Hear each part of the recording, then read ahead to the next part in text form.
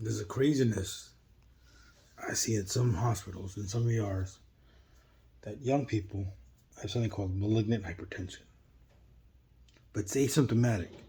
It should almost be like a special entry. It's not just females.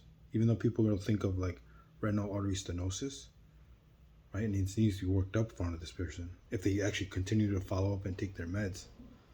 But if they don't, bad things happen. They don't need to be emergently admitted for blood pressure control, but you need to tell people what can happen. And this is a perfect example. You're told you need to take blood pressure medicines, and several members of your family already on dialysis because of bad hypertension. You already had blood pressure issues before you got pregnant and delivered 4 children. Never had preeclampsia. Just hypertension already during pregnancy. And the crazy part is, all of a sudden, the patient feels weak and short of breath over 3 weeks. Why? No excessive bleeding, especially during menses. They're 37 years old. Take no meds. Urine is not darker than usual. You can check for what could be happening to these kidneys, perhaps, because she knew something was wrong with the kidneys, but never been in your system, outside of from another borough, another county. Epic is not perfect. Care Everywhere doesn't show you everything that happened to a person before they came to your system, medical system. All the EMRs, electrical medical records, don't talk to each other. So what could be causing this lady to be slightly short of breath? Progressively worse over 3 weeks, and she couldn't stand it. She was curious, like, what the heck's going on? No puffy feet, puffy eyes, to suggest an immediate shut off of the kidneys. But she gets short of breath just walking. What's going on? Never had a transfusion before. Is she anemic and didn't know about it? Worsening kidney failure? A new heart problem because of chronic hypertension? I tell you, BP of 180 over 120 is never sexy. Heart of 115, 120, you're like on exertion. PE? No PE risk factors. PERC negative, but tachycardic because you can't rule out completely a PE. But if you find other causes on X-ray and an ultrasound, maybe you find something wrong. Bedside ultrasound shows muscular left ventricle, but good EF, so maybe it's diastolic heart failure, but not acute, but gradual. The shortness of breath.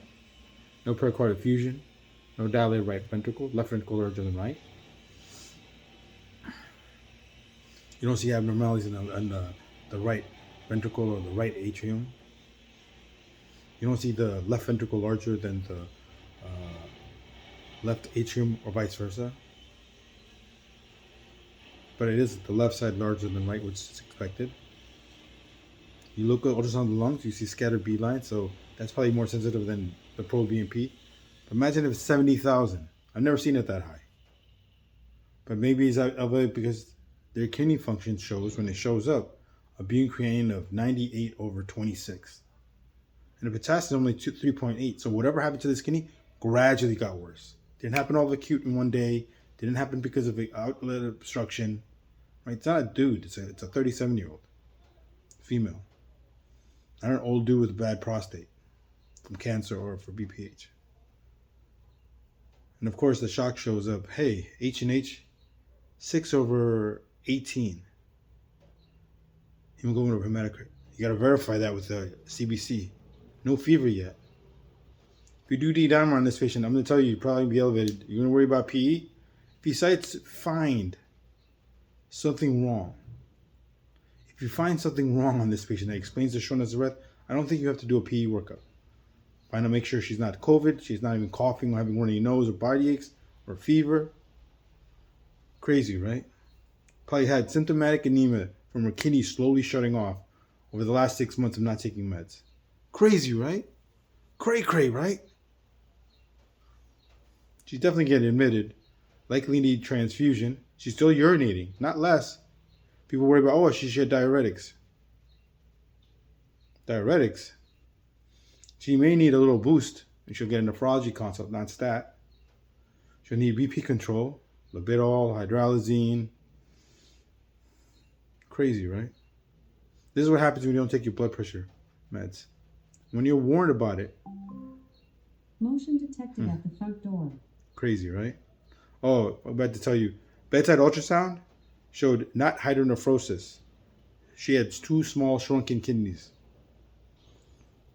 Medical disease has scarred these lungs. Oh, have diseased these kidneys to probably cause that being creatinine of 98/26. She had diffuse T-wave inversions in the anterior and inferior leads. No chest pain, just shortness of breath.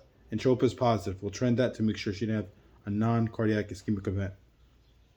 Major troponin is elevated because of the renal insufficiency. I don't know what her baseline creatinine function was, but I doubt the creatinine was 26 6 months ago. Crazy, right?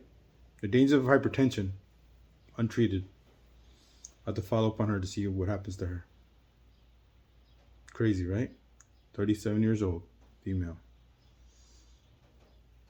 Hopefully something reversible. Not just permanent dialysis and then kidney transplant, which is rare in the underserved community. Wow. I tried to scare her straight. Hopefully it works.